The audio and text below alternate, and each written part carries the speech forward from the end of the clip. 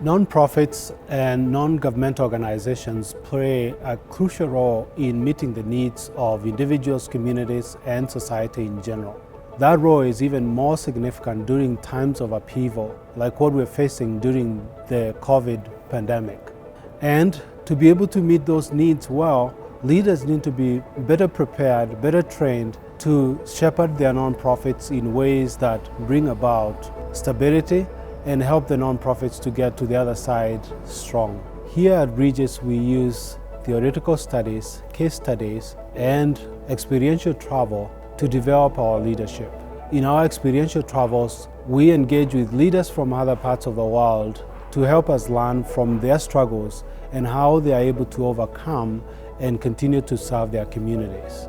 If interested, please check out our program and come and join us to learn together.